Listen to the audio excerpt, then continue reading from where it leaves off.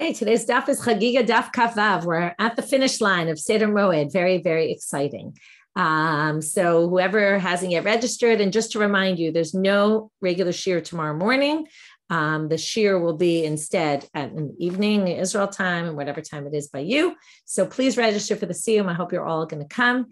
Everything will be up online for those who can't make it. I know for some people it's the middle of the workday. There's really no good time to organize it. I didn't want to push off the siyum. It's never fun to do that. You want to do it at the time that you're actually finishing. And Wednesday, Bezrat Hashem, we will start Masechet Yevamot. Okay, today's daf is sponsored by Gila Loik in honor of her mother, Dr. Marian Stoltz Loik. She always sets aside time to expand her Torah knowledge and share her deep insights. Thank you, Ima, for sharing your love of learning and instilling that love in each of your children. Today's daf is sponsored by Rabbi Lee Wax in loving memory of Mitch Wax. My father was a huge character who brought fun and wisdom into people's lives and who loved learning and teaching Yiddishkeit. May his memory always be a blessing. And today's daf is sponsored by Jeff Cronish and family in honor of Rachel and Owen Selinger on their siyum of Seder Moed. May you continue to be role models, Mazal Tov. And a thank you to Rabbanit Michelle for your visionary leadership. Okay, with that, we're going to get started. We're going to go back to the Mishnah in the middle of complicated purity and impurity laws, right? A bit of a difficult way to end the Masechet, but we'll get a little bit lighter later. So we talked about this yesterday. The rabbis somewhat arbitrarily chose this location that was a 15-mile radius from Jerusalem, approximately 15 miles, 15 mil in Aramaic, which is approximately miles. This area from here and in, we're going to see exactly which vessels, but vessels from Amei Haaretz to be considered pure, either because we said yesterday, it's exerah she'ein rov hatzibur yocholim la'amod, but there was no way to get all these klei cheres that we needed. There was a huge need of tons of klei cheres because we talked yesterday that they become notar, they become having stuff absorbed in them that's from leftover meat, which has to be destroyed. So there was constantly a need for more kelim, right? Just basically like disposables. Everything was there kind of disposable. And because of that, there was this huge need. We'll see later, there's even more reason why they couldn't have made them in Jerusalem. There was a special reason why. Why not? And therefore, or because maybe there was such a need, the Amei Haaretz were very careful in those areas because they knew they were selling them to people who were going to the temple, and they were respectful of the people who cared more than they did about impurity laws, and therefore they kept a higher standard. So there's two possible ways to understand it. So it says in the Mishnah, from Modi'im and inside, it's okay. From Modi'im and outside, it's not okay. There's a bit of a problem here. What about Modi'im itself? Because it says from Modi'im and inside, it's okay. From Modi'im and outside, it's not okay. So that we're going to have to resolve in the Gemara. And then explain that there have to be certain conditions. You have to be the one who made the pot yourself or the utensil, and you brought it into the city yourself, and you're selling it. And the lokach, the buyer, saw you go into the city boundaries. They watched you go into Modi'im. Why that's important, it's a good question. Anyway, we'll leave that aside for now, but those criteria have to be there. So now, and if you leave that area, and as you brought in your pots from outside, but then you leave, no good anymore. Tana. So the Braita says, Modi'im pa'amim kilifnim pa'amim kilachutz. So Modi'im sometimes is treated like, okay, this is what I said in the Mishnah, it's not so clear. Sometimes the city itself is like the inner area, meaning no problem, you can sell your stuff there. Or you can buy it from an Amei Haaretz. Pa'amim kilachutz. Sometimes the city of Modi'im is like outside the area. So now, ketzad, how does it work? Kadal yotzei v'chaver nichnas kilifni. Let's say I come from my house, I bring my utensil there, I walk around, I do my thing, and now I'm ready to leave. Once I leave, you won't be able to buy it from me anymore. So if I'm on my way out and I'm in Modi'im still, and you're on your way in, now, again, you have to have seen me come into the city. You just got to Modi'im and I'm about to leave. So if that's the case, basically in another minute from now, when I leave the city borders, you won't be able to purchase it from me. And therefore, we're going to allow you to purchase it in Modi'im. However, shnehem nechnesim, if we're both coming in together, which means basically we're both going inside, meaning we're going to be closer to Jerusalem in another few minutes once we get through the city, or another few hours, or however long it is. But we're both going to be, right, it wouldn't be hours, but anyway, a few minutes, we'll be heading out of the city, heading toward Jerusalem. Then we don't allow me to do it in Modi'im because we can buy it closer. So in that case, we're going to judge Modi'im as if it's outside. Or, Oshnehem yotzim kilachutz. if we're both leaving, now you might say, well, if we're both leaving, then theoretically in another minute, you won't be able to buy it. We should allow you to buy it. But no, if we're both leaving, that means we both came from the same direction, which means we should have bought it earlier. You should have purchased it from me earlier before we got into Modi'in. So therefore, we don't allow me to, okay? Or we don't allow me to sell it to you. We don't allow you to purchase from me. Okay, so those are the different cases. Amar Abaye is going to say now, Af Ananami Tanina. We can actually infer this from our Mishnah because, and I showed you this, that the language of the Mishnah was not so clear. So one line says, right, when it says Ketzad and it starts describing, it says, Kadar shu mocher kterot nichnas lifnim min hamodi'in. It says here, when does it work? When you go inside of Modi'in, meaning further inland, not Modi'in itself, right? So lifnim min hamodi'in, that means further toward Jerusalem from the city itself. So therefore, it sounds like Tama. One can infer from there. Lifnim min hamodi'in, hamodi'in gufa lo meheman. Sounds like it's because you're already closer to Jerusalem. Sounds like city itself would not be good. But then it says, Yatsa ino ne'eman. At the very end of the Mishnah, it says, if you leave the city, you're no longer believed. Now, at that point, right, you're not trustworthy. At that point, you've left the city. That means before you left the city, it should be okay. So again, it's going to infer the opposite now. Ha-modi'im gufa ne'eman. So one line of the Mishnah seems to indicate Modi'im itself is no good. The other part seems to indicate Modi'im itself is good. So how can we resolve this? It must be the way the Braita. Okay, now the Mishnah doesn't prove the Braita. The Mishnah just proves that there's sometimes when Modi'im is okay and sometimes it's not. And then we'll just assume that the definitions of the Braita as to which case works and which case doesn't must be what's inferred from our Mishnah. So from here we can infer right? The time when we allow the city is when one's going in and one's going out, and then we're going to basically allow it when the potter's about to leave. But if you're both going in the same direction, whether you're going in or whether you're going out, we're not going to allow the city of Modi'in to be a place where we'll trust the Am Haaretz. Again, this is somewhat arbitrary, the whole thing, okay? Tana. Now we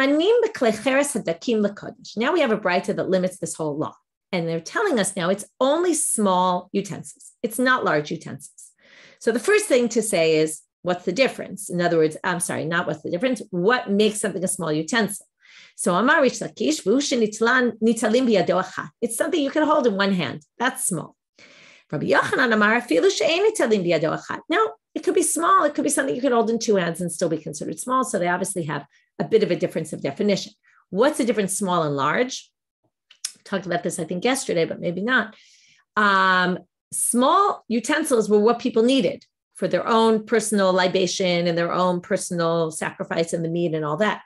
The large kelim were only needed for the temple or people who were selling, right? Generally, they sold these items in the temple. They sold wine for the libations or the sellers. So there was much less of a need for those kind of utensils because there just weren't as many sellers as, right, the buyers, right? You have a huge barrel, and then you pour into everybody's individual utensils. So there's less of a need for it. And therefore, they didn't permit the Amei Haaretz to be trusted. Now, another Machloket, Rabbi Yochanan v'Rish Lakish. Amar Rish Lakish lo shanu ela reikanim aval meleim lo. You can only be trusted the Am Haaretz if they're empty. If they're full, then what might be inside might be impure. And then it'll create impurity. Let's say it's liquids, right? We know that liquids can be metame even kalim. We learned that it's a Rabbanit, but that liquids pass on impurity even to a vessel. Or it could have midras of a zav inside. Right, so any utensil that an Am Haaretz comes in contact with, we assume the Am Haaretz was a zav, and therefore, if it's a cloth that the Am Haaretz could have sat on, we assume that someone sat on it, and it's a problem. So, if they're full, it's no good. Even if they're full, even if your cloth, your scarf that you might have sat on is sitting inside the utensil, we don't care. The utensil is considered pure. And then the assumption is we're even assuming that what's inside isn't impure. We're going to assume its inside is pure as well. We're just assuming that we're trusting the Am Haaretz. They're keeping this whole thing tahor. However, comes Rav and he limits this. And he says, because we have this chumrah of the rabbis of liquids, we're going to say that if they're holding a vessel and they're selling you a vessel with liquid in it, whatever liquid is in there is a problem. You have to assume it's impure, but the vessel is pure. Now, he's going to ask, or comment, he's going to say, and don't think, what kind of craziness? How could you possibly say the liquid inside is impure, but the vessel is pure? That makes no sense. If the liquid's impure, then the vessel's impure. That's the way it works, right? If it's a liquid, because liquids have this higher level of impurity. But don't think this is strange. Why? Because we've already seen strange things like this. Remember? Remember we saw this case where there was a house and there was an attic and a hole in between, and an Am Haaretz's house, and they put a piece of cheres in between the hole in the ceiling, between the first and the second level. The kli cheres, since it's an Am Haaretz house, it's impure. And since it's impure, it doesn't block the tumah, and the tumah goes up, and it makes the vessel impure, but what's inside stays pure. And we said, well, how could that be? And we said, because the rabbis made gzerah. They made gzerah only for the kelim and not for the inside.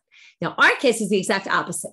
Our case is we're going to say the kli is okay, the inside is not, but it really doesn't matter, because the point is, when the rabbis created these arbitrary rules, or somewhat arbitrary, right? They're not arbitrary.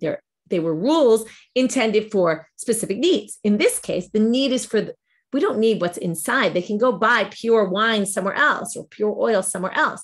What they need is the vessels, because there was a shortage of vessels. So that was what the rabbis permitted, but they didn't permit any liquid inside. So if there's liquid inside, get rid of the liquid and take only the vessel. So what he's saying is, and this we discussed yesterday, that the rabbis determined that certain things are okay, but other things are not. And you'll see some more strange things about this as we go on today.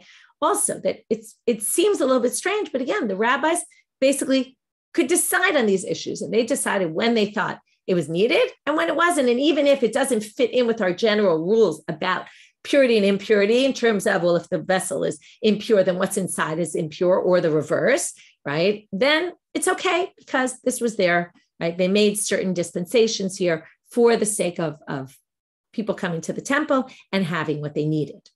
Okay, new Mishnah. We're going to have a lot of Mishnayot today. Hagabaim. Okay, now there's a big debate about this Mishnah, what it's talking about. Some people think it's a continuation of the previous Mishnah. And when we talk about Amei Haaretz from Modi'im and inside are believed for small vessels, not only are regular Amei Haaretz believed, but even people who you might think wouldn't be believed, we're going to believe them also. Who are they? Gabaim shenichnesu l'toch habayit. These are tax collectors. V'chein. Now the assumption is tax collectors aren't coming and you give them a check and done. No. They come and check out everything you have and maybe take things from your house to the king. So they rummage through all your stuff. So if they came into your house and they're clearly Amei Haaretz, v'chein haganavim shechziru et hakelim. If a robber steals your stuff, comes back and returns it, and then says, Nemanim lomar lo naganu. They said, listen, right? You say, can you just let me know when you robbed my house? Did you touch this? Did you touch that? I want to know what's impure. He's trustworthy to tell you, or she is trustworthy to tell you, I didn't touch that, I didn't touch that, I didn't touch that. Now you would think maybe these people aren't believed, right? Well, so again, first interpretation of this Mishnah is that we're talking about within this 15-mile radius, and we're talking about small vessels.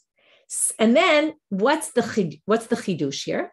First of all, right, is these people you might think are less trustworthy. Also, it's unique because it's, until now, what did we say in the previous Mishnah? They're only trustworthy if they themselves made the pot.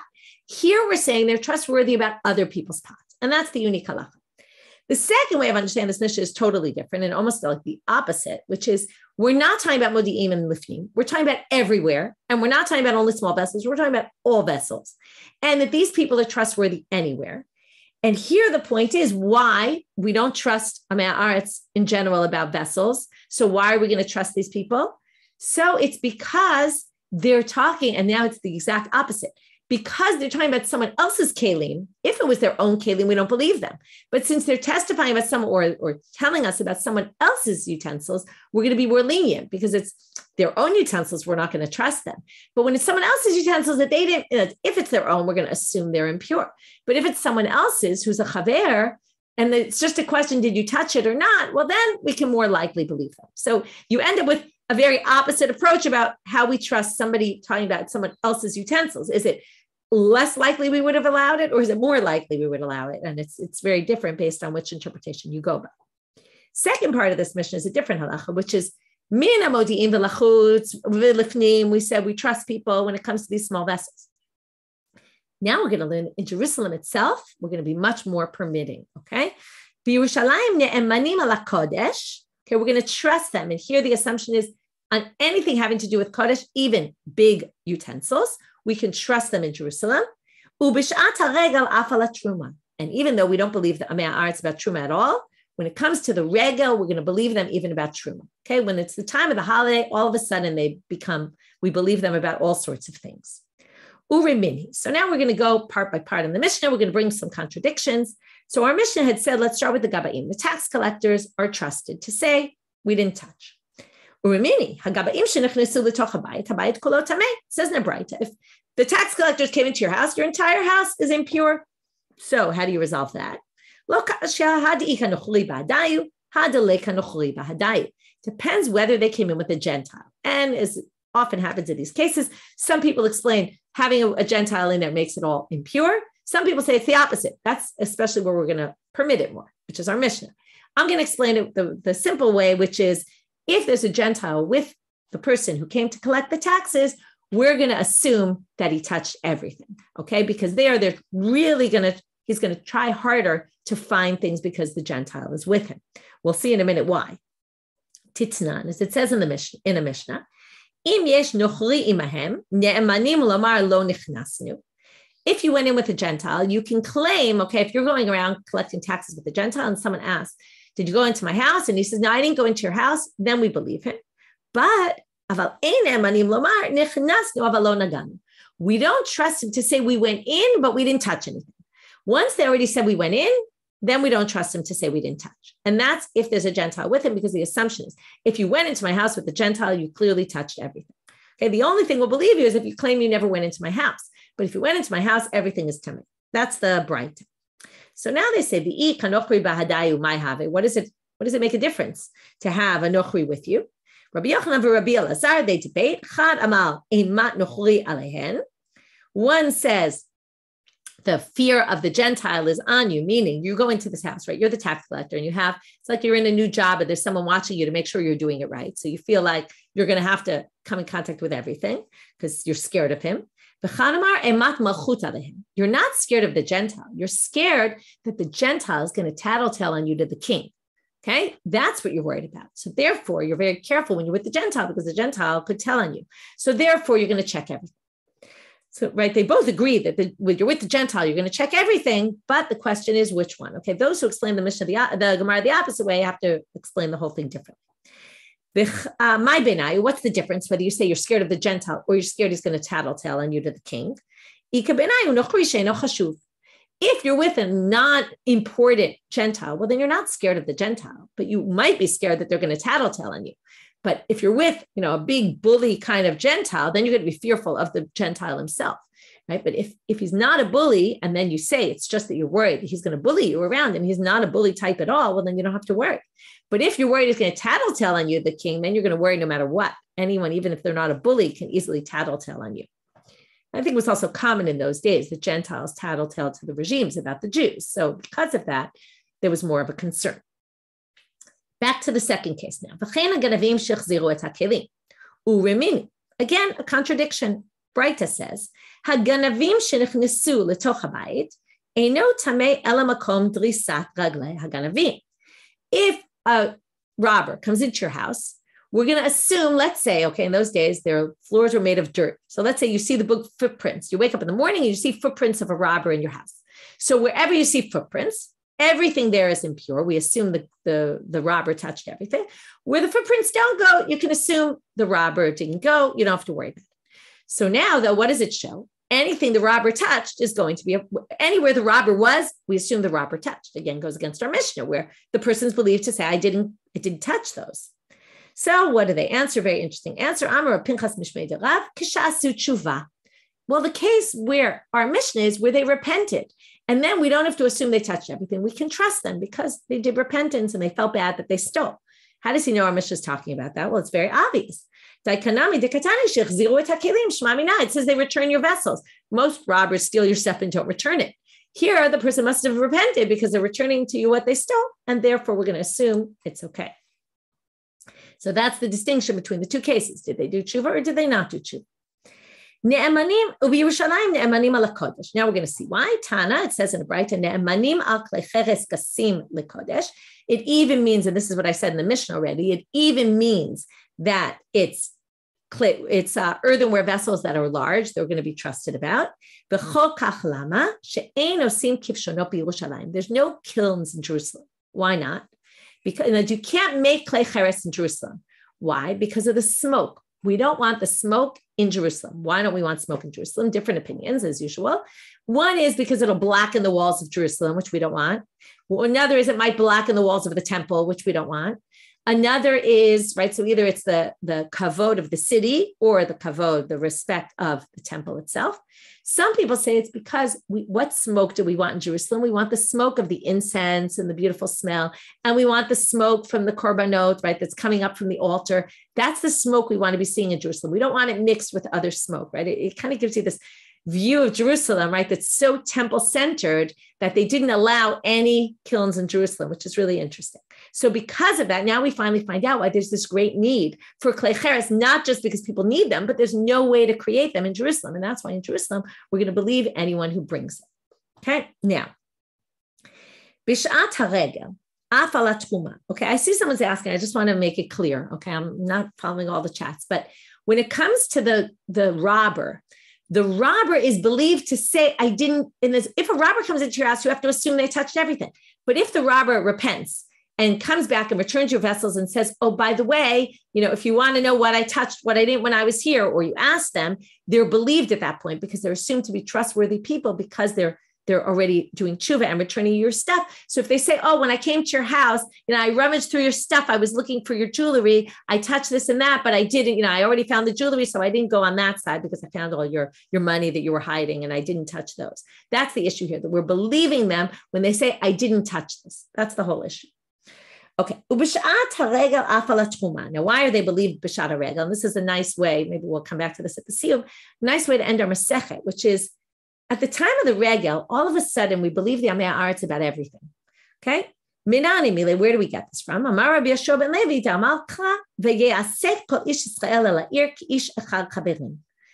Everybody gathered together, k'ish echad chaverim. Okay, it doesn't, chaverim here doesn't mean what it means, chaver, someone who keeps laws of purity and impurity, but it means that when everybody gets, right, what's chaver from the Lashon chibur, gets together, when everyone gathers together, they're all considered one unit. It's this beautiful idea, right? It reminds me of the beginning of the Masechet of Hakol Chayavim B'Riyah. Everybody's part of this mitzvah, even though it then kind of started saying exceptions.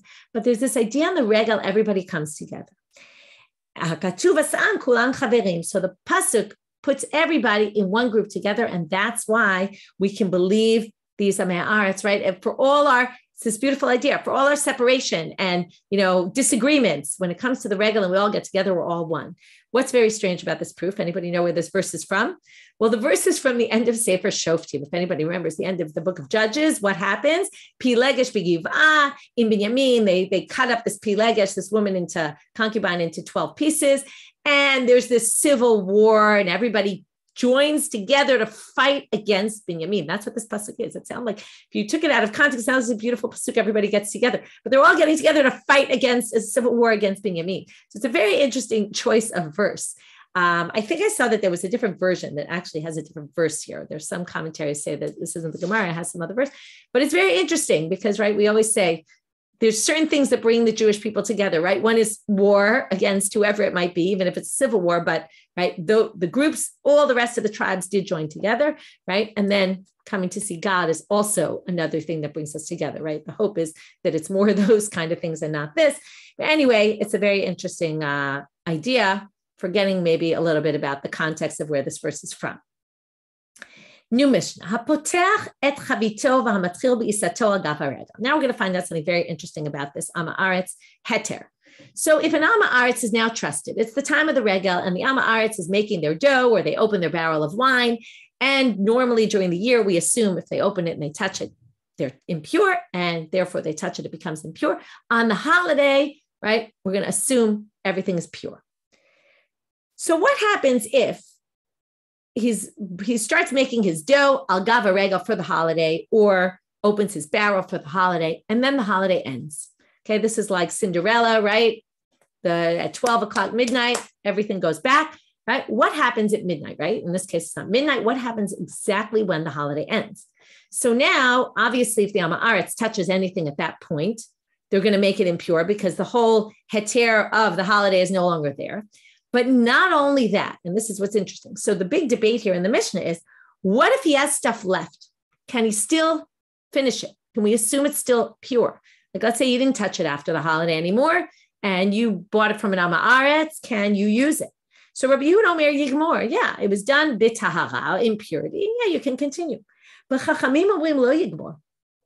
Chachamim say, after the holiday, everything that Am Haaretz touched on the holiday, it's like Cinderella. Now it becomes impure. It goes back to what it was. So if I was an Am Haaretz and I touched things during the holiday, anything I touched as soon as the Chag is over, the holiday ends, it all retroactively becomes impure. And we're going to see how far this goes. Okay, it's going to be very interesting. So when we get to the next Mishnah. So now the rabbis say it doesn't work. So now, oh yeah, thank you, Medina, for pointing that out. I knew I forgot what verse it was. Yes, it's the Yerushalmi who quotes a different source for the gathering of the people together. I'm just going back because Medina just reminded me. They use, instead of that, it's Yerushalayim ki ir shechubra la yachdav, right? We always used to talk about Jerusalem that brings everybody together. So that's the other verse. Okay, now we get to, so what happens? So now Yativ Rabbi Ami Rabbi Yitzchak Nafcha Akila de Rabbi Yitzchak Nafcha. Okay, the two of them were sitting in front of the house of Rabbi Yitzchak Nafcha. Patacha v'amar. One of them asked the following question. According to the rabbis who say you can't finish using this anymore, well, is this like the got? Remember with the got, we said if you were pressing, right, and you're an Am Haaretz, and in the time of the season of the pressing, you're allowed. And if you didn't sell it, what do? You didn't give it to your Kohen, you leave it for the next time period. So that's what they want to know about Chachamim. Is it that during the holiday, there's this heter? As soon as it's over, there isn't. But when it goes back to the next holiday, maybe what they came in contact with now will revert back to being pure. So can they leave it for the next holiday? So Amar le'idach, the other one answers, we don't know who said what. Yada kol mimashbashim ba'ava, at amarti nichena l'regel acher. The Am Haaretz touch this, and you're going to say, once they touch this, it's impure. How could you allow it? So Amar Le says to him, but, right, the exact quote, when did he touch it? During the holiday. So the other one says, I don't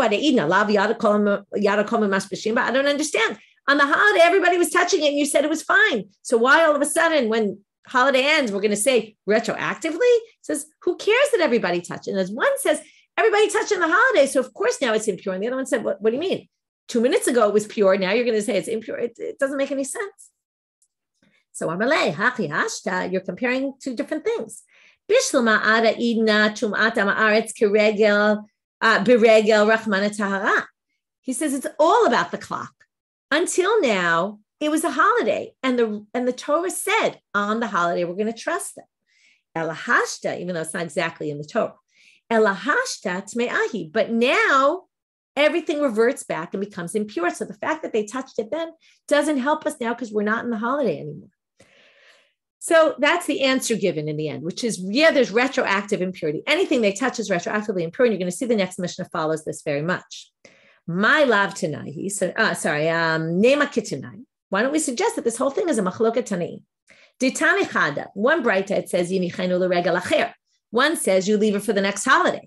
Ve tanya idach lo yinichenu l'regel acher. So don't leave it for the next holiday. So aren't we, there's two brightot. We assume they're both within the rabbis. Because remember, Rabbi Yehuda says you can finish it, no problem. He disagrees with this whole thing.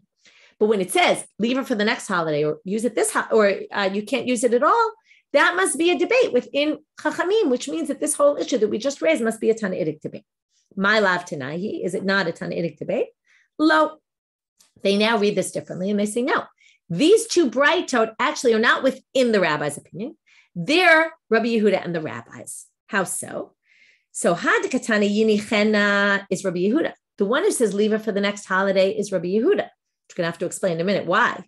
V'hai dekatani lo yinichenu Rabbanan. The one who says don't leave it for the next holiday is the rabbis, and that matches the conclusion we just said, which is the rabbis hold you can't leave it at all. It's no good.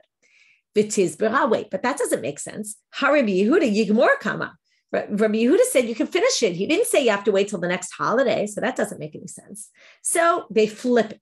Rabbi Yehuda. The one who says don't leave it till the next holiday is Rabbi Yehuda, which we'll explain in a minute. And the one who says leave it for the next holiday is the rabbis. And then you can conclude the rabbis hold leave it for the next holiday. And you can't. What does it mean? Don't leave it for the next holiday. You can't leave it. Well, it doesn't mean you can't leave it. You don't need to leave it for the next holiday. Means you don't have to leave it for the next holiday. You can actually use it right away. And then we can say that the conclusion of the rabbis. So now we've proved from two different, right? We've proved each reading of the rabbis. Theoretically, it could be the rabbis say you can't use it now, but use it for the next holiday, or maybe they say you can't ever use it. Now talking about this retroactive tuma. Well, it's not only dough that they were making or wine that they opened, but they were in the temple and touched everything in the temple, all these sanctified vessels. So, right, if you think when Sukkot is over or Pesach is over and you have to take down your sukkah and you have to put away all your Pesach dishes, wait till you hear what happened when the holiday ended in the temple. It's very nice. We started our Masechet with before the holiday, who's coming on Aliyah L'Regel, and it goes chronologically, like some other Mishnah, like some other Masechta we've seen, like Pesachim, right? It's all chronological, Yoma, chronological. Now we get to how was the cleanup done in the temple. Mishavar Regel Ma'avirin al Taharat Azara. They have to basically do a huge tahara, purifying the temple, because if the second, right, it strikes 9, and whatever time it is, the holiday ends, all of a sudden, retroactively, anything in Amaret's touched is impure. Well, that's basically everything in the temple. So they do a huge, huge cleanup. Now, so does that mean, what if, okay, this is classic what if, Avar HaRegel Yom Shishi, what if it's Friday? They don't have enough time before Shabbos to purify everything in the temple.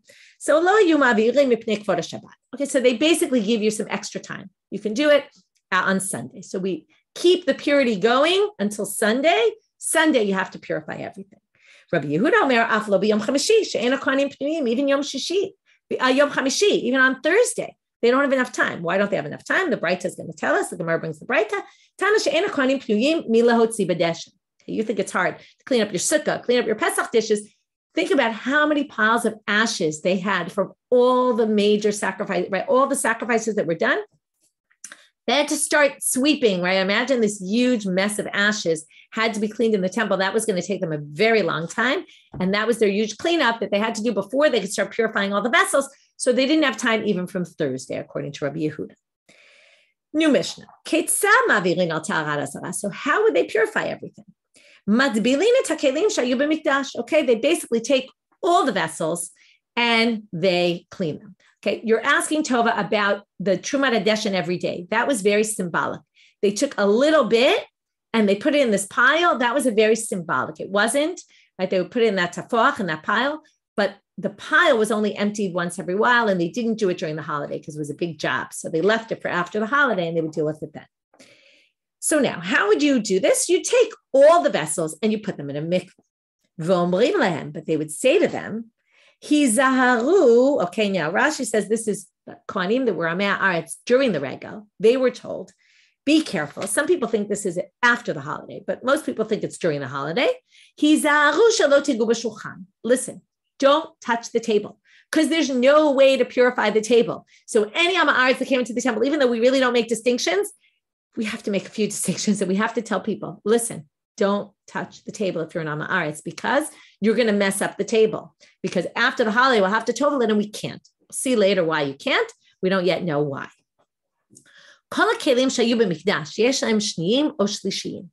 There were reserves. There were always reserves for every utensil in the temple, so that, right, the same way you have 2 sets of sheets, so that when you wash your sheets, you have another set to make your bed. Likewise here, when you had to tovel the vessels, you had another in place. Okay. And yes, there were Kohanim that were Amei Haaretz for sure. They might not have generally worked in the temple. We saw that before, that maybe they weren't working in the temple, but they did come on the holidays. Okay. And as everyone was invited to come on the holidays, and because they were Kohanim, they might have gotten involved, and you have to think, why were they in the Heichal at all? Because normally you didn't go in the Heichal unless you were doing avoda. Bit of a question. But anyway, we'll leave it, right? Some people say, you'll see there was this thing they did with the Shulchan, and maybe that was the issue. They made sure it wasn't because they lifted the Shulchan, and maybe it wasn't one of the Amei Haaretz, they made sure. Okay, so now, They have replacements for all the kelim. Okay, so if one became impure, they would be able to have a replacement. Everything needs tefillah if it becomes impure, other than the two altars. We're going to have to see why later, tomorrow's daf, but right now they're going to tell us two reasons. We have to explain them later, whether they're really two reasons or maybe there's a debate here. See, the Gemara has a lot of issues understanding chachamim. So the first answer is Mipnei she'en kekarka, Divrei Rabbi Eliezer. Rabbi Eliezer says, because they're like the ground, which we'll see in a verse later, in tomorrow's daf, they're considered like the ground, and anything in the ground is not a utensil. It's kind of attached to the ground. So that's why. Because they're covered. Now, what are they covered with? They're covered with gold. Well, if that's the case, they actually should be impure because gold is a metal susceptible to impurity. So the rabbi's opinion doesn't really make sense. We'll have to wait till the siyum to see. Tana. So now there's a braita that says, not only did they say to them, in our Mishnah, they said, make sure not to touch the table. In this braita, they said, make sure not to touch the table and the menorah. So, Tana didam, my time alotani menorah. Why did our Mishnah not mention the menorah? Because he held the shulchan k'tiv beit tamid. By the shulchan, it says you have to have the lechem panim always on the shulchan. And because of that, the shulchan can never move, basically can never be tovel, because if you have to always have the bread on the shulchan, there's even a whole way of how they took off the bread every week and how they put on as they were taking off so that it would always be there. There's actually a debate about how they did it. Because of that, you can never switch the table. You'll have a problem. You'll have a time where the shulchan's not there. But menorah lo k'tiv ba tamid. By the menorah, it doesn't say tamid. It's a bit of a problem. It says eish tamid tu kabo, right? The fire always has to be lit. But there it's really talking about the fire more so than the menorah itself. And in fact, me'erev aboker, the fire would light. It wouldn't light during the day. So because of that, it's really not there all the time. And during the day, you could actually tovel the menorah. So what about the one who says you can't tovel the menorah, so don't touch the menorah? So because it says place the menorah opposite the shulchan, well, that means if the shulchan's always there, the menorah always has to be there. What about the one who said it doesn't always have to be there and you could tovel it? Well, that pasuk that says that the menorah is opposite the table meant that the menorah is where do you place it in the room? It didn't mean it always has to be there opposite the table. It just meant, where are you putting it? Oh, put it opposite the table. And that's describing the location and not how long it has to be there. Typically. Now they say, okay, big question. This is a question that's going to take us for a little bit, which is, wait a minute. Why do they have to be told in the Mishnah, don't touch the table because you'll make it impure and we have no way to tovel it because it always has to be there? Well, typically, de klei ha'asoy l'nachatu. Why don't you just say very simply, this is a wooden table that's meant to be stationary. It never moves. A wooden item that's meant to be stationary, doesn't become impure. Why not? See right now, my timer. In a list of things that are tameh, which, by the way, this list does not include metal. That's important to understand. But it includes wood, and it includes, in that pasuk, it talks about leather, and it talks about a sack. It says sack, which is usually a sack made of, goat hairs. So dumia de sack be'inam, because it's mentioned in a verse with a sack, which is a sack, so it has to be like a sack. Now, a sack is something, masak mitaltel malevirekam, it's meant for carrying, right? You wouldn't fill it so much that you wouldn't be able to carry it. There is no such thing. Why would you fill a sack that's meant to be carried that you can't carry? It's too heavy to lift. So therefore, a sack is something that when it's empty, you can move it. And even when it's full, you can move it. Af kol mitaltel malevirekam. So therefore, only things that are carried full and empty. Hainami mitaltel. Okay, so that's the question. Meaning, when in the verse it puts together, it juxtaposes the wood, a wood utensil, and a sack, it means that the wood is only going to become impure, because it's a pasuk talking about impurity, is only becoming impure when it's like a sack, when it can be moved. The shulchan was never moved, so it shouldn't even become tameh. To which they answered, what do you mean it's never carried?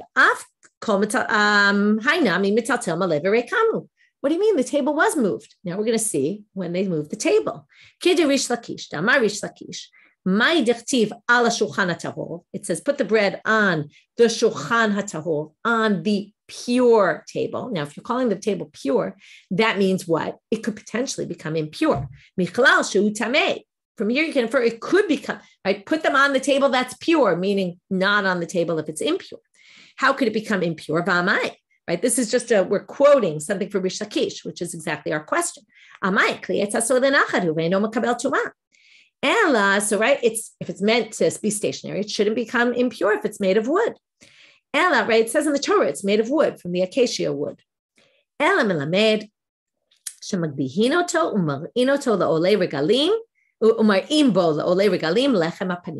They would lift up the table when the Olei Regalim came. Now remember, they're inside the sanctuary. People aren't in the sanctuary, but if they lift it up, you could see inside from the Azara. People were standing in the Azara. They'd lift up the table and they'd show everybody, look at the miracle of the Lechem HaPanim. What was the miracle? Look how much God loves you. When you take out the bread, when you take it off the table, it's just like it was when you put it on. There was a big miracle with the showbread. It says in the verse to put, this is in Sefer Shmuel, it says to put hot bread like the day it was put on, basically, or like the day it's taken off, meaning it's hot and fresh a week later, right? When was the last time you had bread that was fresh and hot a week later after making it, right? It doesn't ever happen. This was a miracle, and they would lift up the table. So now you see, it wasn't stationary. It was moved, okay? It wasn't moved from its place, but it was lifted up, and that's why it could be susceptible to impurity, and that's why they had to tell them, don't touch it. And now you know when they didn't touch it. Don't touch it. Basically make sure the Amei Haaretz aren't the ones who lift up the table. Otherwise, the table will become impure after the holiday, and we won't be able to tovel it because it can't be toveled because we need it. It has to be there always. So now they say, but wait a minute. Why did you answer that question by saying the shulchan was lifted once in a while? We had a better answer, much easier answer than, once in a while they lifted, and that's why. It was covered with gold. Gold is metal. I told you metal wasn't in that verse. Metal is going to be impure no matter what. So why don't you just say it goes by the cover? By what it's covered by. Okay, that would be a better answer. Tehatznan, doesn't it say in the Mishnah? Hashulchan v'hadulpaki. A dulpaki is a tripod, like a little stool with three legs, a three-legged stool. Shenifchitu. Okay, if they're made of wood and a little bit, right, they get ruined. Some parts fall off. O shechipam b'shayish, or you covered it with marble, which is not susceptible to impurity. But there's a little bit of wood still left. So either it broke and there's a little bit left, or, which is not relevant to our purposes, or it's covered. This is the part that's important. Covered with marble, but a little bit is left over that's still wood that's not covered. Tameh, then it's still tameh. But if it's covered entirely with marble, it wouldn't be impure because it goes by the cover. Rabbi Yehuda Omer, there's a debate about, does it need to be a space that's the size of cups, or does it need to be like enough for a piece of meat, which would be a little bigger? Now, if you want to say, look, the wood that the shulchan was made of was the special acacia wood. Maybe it's because of that type of wood. It was so important, and that's why it wasn't nullified to the gold. And it didn't follow the gold, it followed the wood because of the importance. Well, there's a debate about this issue. Whether when you have something significant underneath, it goes by the cover still, or it goes by the item. So by the material of the main thing. Here's the debate. That would work fine and answer the question according to Rish Lakish. This is cheap wood that comes from abroad. Even though normally things from abroad are expensive, this seems to be cheap. So you have a good answer for Rish Lakish. Rish Lakish says if it's important material, it's not nullified to whatever covers it. So that would explain, if I say shitim, that's important. That's why it's called eitz. But Rabbi Yochanan says, no, you cover kli masmim with a material that's not susceptible to impurity, it won't be susceptible to impurity. Or the reverse. In other words, if it is susceptible to impurity, it'll go by that. So in our case, it should go by the cover according to Rabbi Yochanan, which means it's gold, which means you don't need to answer, it's because they lifted it up. Even if it doesn't lift, metal utensils are going to be susceptible to impurity no matter what. Maybe you'll say, well, depends on what covering. Maybe it's hammered in. That's when it's goes by the metal. But in the temple, they didn't put nails in. It was just covered with gold and it could come off easily. So maybe because of that, it didn't go by the gold. But you can't say that because Rabbi Rish Lakish asked Rabbi Yochanan about his opinion and he said, are you talking about a solid covering or any covering? Are you talking about when it covers even the handles or even if it doesn't cover the handles? Rabbi Yochanan said, I'm